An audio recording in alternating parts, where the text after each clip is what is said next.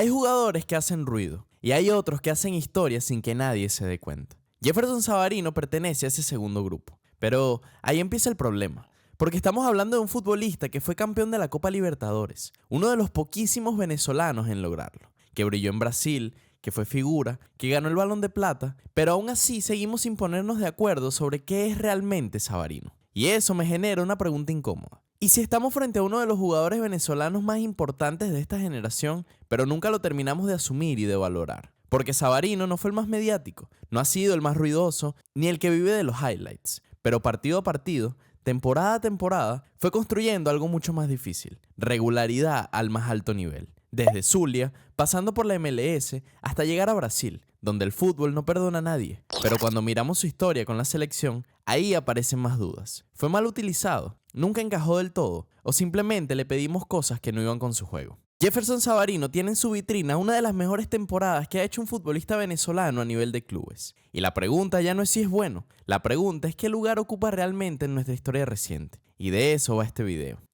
Jefferson Savarino nació en Maracaibo, y eso ya dice mucho, porque Maracaibo es béisbol, gaitas, calor, pero no es precisamente el lugar donde el fútbol suele fabricar ídolos. Savarino creció en San Francisco, entre canchas abiertas, caimaneras eternas y con la costumbre de jugar hasta que se acaba la luz del día o hasta que ya no dan las piernas. Desde muy pequeño eligió la pelota, no el bate. Y no era por moda, sino porque parecía entender el juego de una forma distinta. Lo entendía siempre un segundo antes que el resto. Nunca fue el más fuerte, nunca fue el más grande, ni tampoco era el más escandaloso, pero siempre estaba bien ubicado en el campo. Siempre llegaba antes, siempre decidía mejor que los demás. Y Zulia se decidió por él. Lo formó desde abajo. No llegó con recomendaciones ni llegó prestado. No llegó como una apuesta de marketing. Llegó desde pequeño. Era de la casa.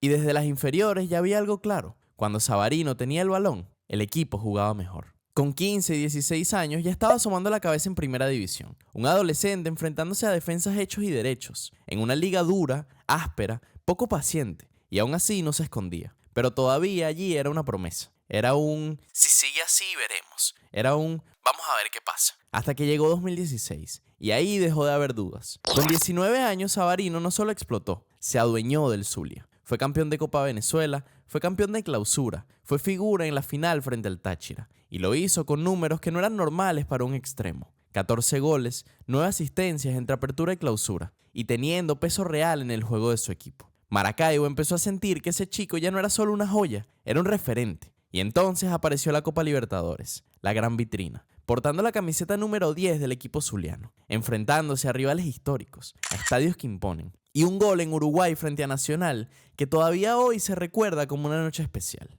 Ahí quedó claro que el fútbol venezolano ya le quedaba pequeño. Pero el camino no fue el que muchos esperaban, porque el salto no fue directo a Europa, no fue a un gigante, fue a la MLS. Y esa decisión en su momento generó más dudas que aplausos. En mayo de 2017, con apenas 20 años, Jefferson Savarino dejó Venezuela, ídolo en su tierra, campeón, la mayor venta en la historia del Zulia. Y se fue con una etiqueta curiosa, la de promesa cumplida, pero todavía sin saber hasta dónde podía llegar. Y ahí, justo ahí, empieza la etapa que termina de definir quién es Savarino y por qué hoy estamos hablando de él como algo más que un buen jugador. El salto de Savarino al fútbol internacional no fue el que muchos esperaban, pero quizás fue el que más sentido tenía. Con 20 años, en 2017, Jefferson se va a la MLS, al Real Salt Lake, con una etiqueta que en ese momento era casi desconocida para el fútbol venezolano: Young Designated Player. La liga estaba cambiando, quería dejar de ser un destino final para jugadores y Savarino fue parte de esa nueva idea, parte de la búsqueda de los clubes americanos por traer talento joven. Pero una cosa es llegar con cartel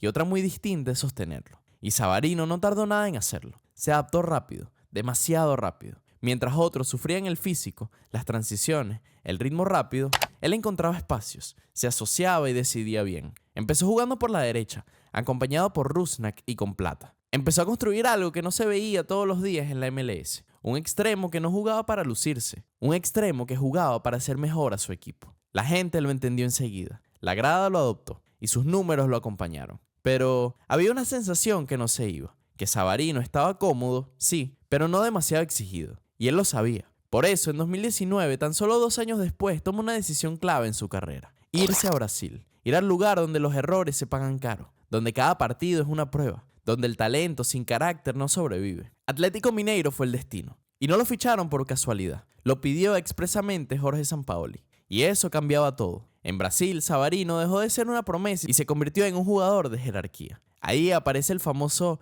Sabalizo, el que se escapaba, el que siempre llegaba libre, el que entendía el juego medio segundo antes que todos sus rivales. En 2021 tocó el cielo, triplete histórico, un título de liga que el club no ganaba desde hacía medio siglo. Y mientras Hulk se llevaba los goles y los titulares, Savarino hacía lo que mejor sabe, ordenar el caos desde el silencio. Era clave, pero sin ruido, determinante, pero sin estridencias. Y cuando parecía instalado en la élite sudamericana, el camino volvió a torcerse. Regresó a la MLS en 2022 y muchos lo vieron como un paso atrás. Pero el Savarino que volvía ya no era el mismo. Era más líder, más cerebral, más completo. Fue el mejor jugador de Real Salt Lake, otra vez. Pero también entendió algo fundamental. Su lugar ya no estaba ahí. Y ahí es cuando aparece Botafogo.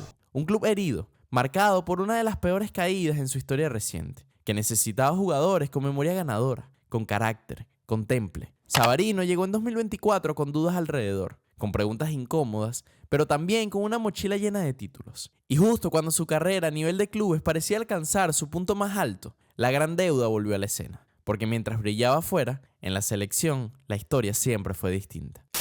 La historia de Savarino con la selección nunca fue lineal, ni cómoda, ni sencilla. De hecho, empezó un poco torcida desde el principio. En el Sudamericano Sub-20 de 2015, Venezuela se fue rápido. El torneo fue malo y Savarino pasó casi desapercibido. No era la figura, no era el nombre propio, no tenía los focos. En esa selección había nombres como Peñaranda que se llevaban todos los reflectores. Y quizás ahí ya empezaba a construir esa imagen que lo acompañaría durante años. La del talento que siempre parecía estar, pero nunca del todo. Su explosión en el Zulia cambió el panorama y Dudamel lo llamó a la mayor en 2017. Debutó contra Estados Unidos, entró desde el banquillo y en minutos dejó buenas sensaciones. Pero incluso ahí, cuando todo parecía alinearse, Savarino nunca terminó de ser la prioridad. Durante la era Dudamel fue un recambio. Luego con Peseiro empezó a ser necesidad y con Pekerman ya empezaba a ser pieza importante, pero casi nunca era el centro del sistema. Y acá aparece algo contradictorio, porque mientras en clubes Savarino brillaba por dentro, tocando, asociándose, llegando al área, en la selección casi siempre fue empujado a la banda, muy abierto,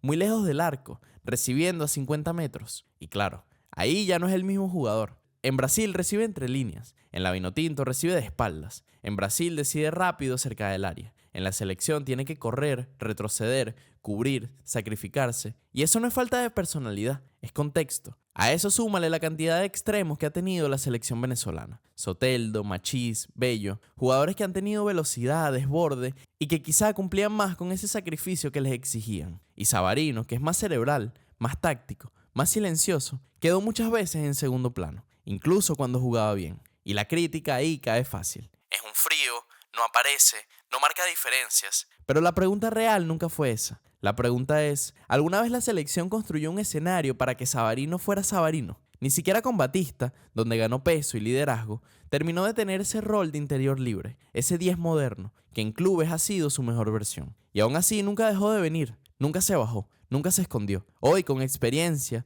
títulos, madurez y todavía físico, Savarino llega a un punto clave. Porque con Vizcarrondo empieza una nueva etapa y quizá por primera vez el jugador con más talento puro de esta generación tenga un proyecto que lo ponga donde realmente puede marcar las diferencias. Pero antes de eso, antes de hablar del futuro, hay que mirar el punto más alto en su carrera, porque lo que vino después en Botafogo no fue solo bueno, fue histórico. Y así llegamos a 2024, el año que terminó de transformar al buen jugador en leyenda. Savarino aterrizó en un Botafogo que vivía con fantasmas, un club herido psicológicamente, que necesitaba urgentemente a alguien que no le temiera la presión. Y Savarino no llegó para ser uno más, llegó para ser el motor de un equipo histórico. Lo que vimos en esa Copa Libertadores no fue solo fútbol, fue jerarquía pura. Mientras otros se escondían en los momentos bravos, Savarino dio un paso al frente con una naturalidad que asusta. Quedará para siempre en la retina esa semifinal contra Peñarol, donde con 2 goles silenció cualquier duda. O esa final de película con el Atlético Mineiro, su ex equipo, cerrando el círculo perfecto. Levantar esa copa no fue solo un título más, fue la confirmación de que Savarino ya no es un venezolano que juega bien en Brasil, sino uno de los extranjeros más influyentes en la historia reciente del fútbol brasileño. Ha sido campeón con el Galo, campeón con el Fogao, Balón de Plata y figura indiscutible en la liga más exigente de nuestro continente. Pero la historia de Savarino tiene una particularidad, nunca se queda cómodo con el éxito. Y eso nos trae a su presente, a este movimiento sísmico que significa llegar a Fluminense. Cambiar de vereda en Río de Janeiro no es para cualquiera, requiere carácter, requiere coraje y sobre todo requiere una confianza ciega en tu talento. Llegar al Fluminense hoy no es solo un traspaso, es la búsqueda definitiva de la excelencia. Es llegar a un club que también sabe lo que pesa la gloria continental y decirle: yo también pertenezco a esta mesa. Los retos ahora son gigantes: ganarse una nueva hinchada, adaptarse a un nuevo sistema y demostrar una vez más que su fútbol no tiene fecha de caducidad. Pero entonces, ¿qué es Savarino? Ya no es la promesa del Zulia, ya no es un experimento de la MLS. Es el hombre que conquistó Brasil 2 veces, el hombre que conquistó América, el jugador que desde el silencio ha construido una de las carreras más sólidas de nuestra generación. Y si algo nos ha enseñado su historia, desde las canchas de San Francisco hasta el Maracaná, es que no importa el color de la camiseta ni el tamaño del desafío. Cuando Savarino tiene la pelota, la historia siempre termina bien. Al final, el fútbol es muy sabio y termina poniendo a cada quien en su lugar. Jefferson Savarino nunca buscó los reflectores, pero a base de fútbol, de títulos y de una regularidad casi robótica, obligó a que los reflectores lo buscaran a él. Podemos debatir si encajó mejor o peor en un esquema táctico. Podemos discutir sobre gustos, pero lo que ya es innegable es su estatus. Estamos ante uno de los embajadores más exitosos y ganadores que ha tenido nuestro deporte. Un tipo que salió de las canchas de tierra de San Francisco y terminó conquistando América. Y ojo, que con su llegada a Fluminense, esta historia todavía le quedan capítulos de oro por escribir. Así que la próxima vez que hagamos una lista de los grandes de nuestra historia, aseguremos de darle un lugar privilegiado a Savarino. Se lo ha ganado en la cancha. Si te gustó este análisis y quieres seguir profundizando en las historias de nuestro fútbol, ya sabes qué hacer. Dale al botón de like, suscríbete al canal para no perderte nada y lo más importante, te leo en los comentarios. ¿En qué lugar de un ranking histórico venezolano pondrías tú a Jefferson Savarino? ¿Te parece que está para dar un salto a Europa? Te leo y nos vemos en un próximo video. Adiós.